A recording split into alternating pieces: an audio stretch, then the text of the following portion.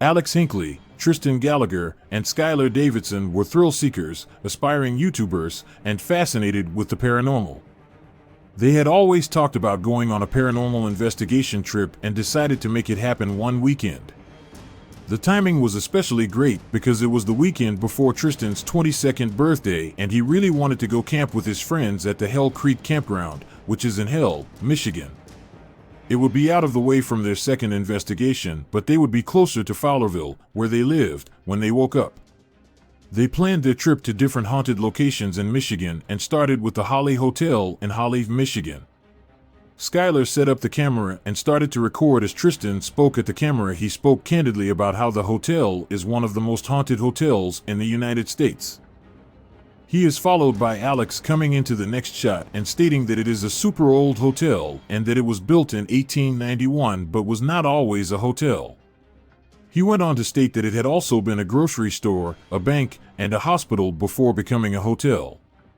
Skyler pointed the camera back at Tristan, who said his research stated that many guests and employees of the hotel have reported paranormal activity, including seeing ghostly apparitions, hearing unexplained noises, and feeling a ghostly presence. Skyler was caught off guard by a noise behind him and stopped filming and turned around.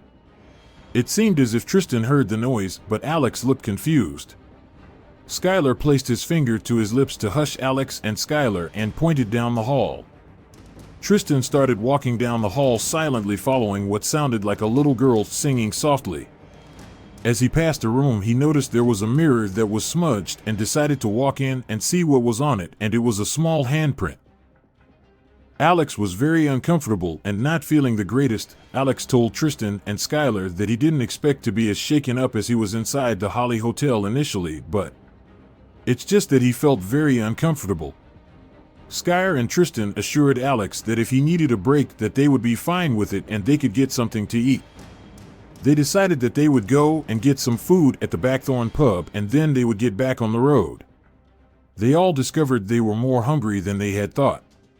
Tristan got fish and chips, Alex got the beef stew and actually ordered an additional serving to go.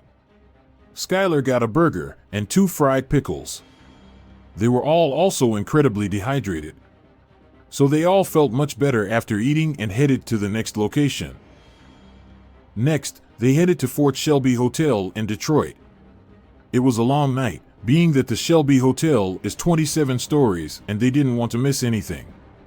Alex actually collected most of the evidence when talking to a spirit that called himself Al and said he was a homeless man who used to sneak into the building at night and cover himself in the laundry room on the lower level until he woke up each day. They were amazed at how much evidence that they had and they were exhausted. Even though they had just eaten, it was like their energy levels were extremely low. They felt as if they just ran a few miles by the time they were leaving, and they were only at the Fort Shelby Hotel for a little over an hour. The batteries on all their paranormal equipment were dying quickly. Something was draining their energy, and it was happening way faster than expected.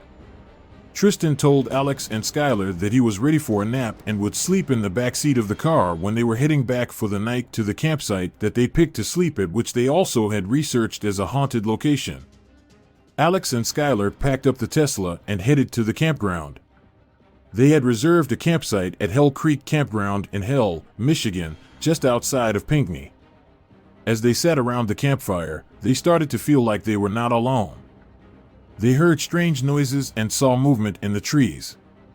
It didn't take long for them to realize that the paranormal entities they had encountered earlier had followed them to the campground.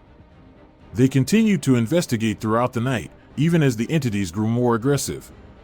Tristan had excused himself into the woods to use the campground bathroom but never returned. As Skyler lit a cigarette and stepped out of the tent to see if Tristan was lost, he felt something grab the back of his shirt near his neck. He felt a spray against his back that seemed to burn worse than anything he had ever felt. He suddenly felt warm and he passed out. When Alex had finished making himself something to eat, he took out his AirPods and noticed that Tristan and Skyler had been gone for some time. He called their names out in the woods a few times. However, he did smell smoke and noticed something burning in the distance. He wanted to check it out, but not alone. He couldn't find Tristan or Skyler, and every time he called out for him, he would get more and more worried as they did not respond. Alex ran away from footsteps that he could hear behind him. He felt something grab his left shoulder, and before he knew it, he was on the ground. He could see and feel blood coming from his eyes.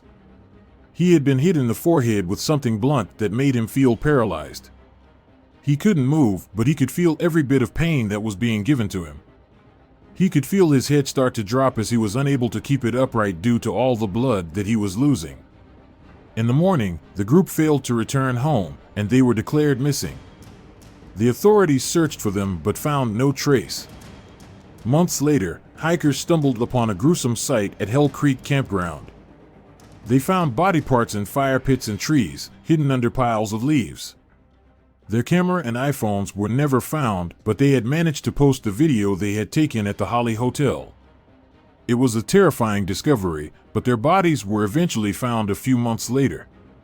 It was clear that the group had been brutally murdered.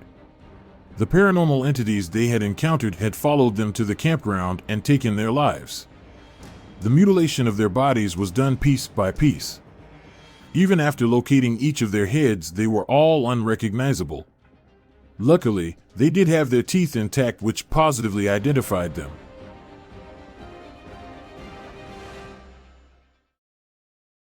We hope you enjoyed this story.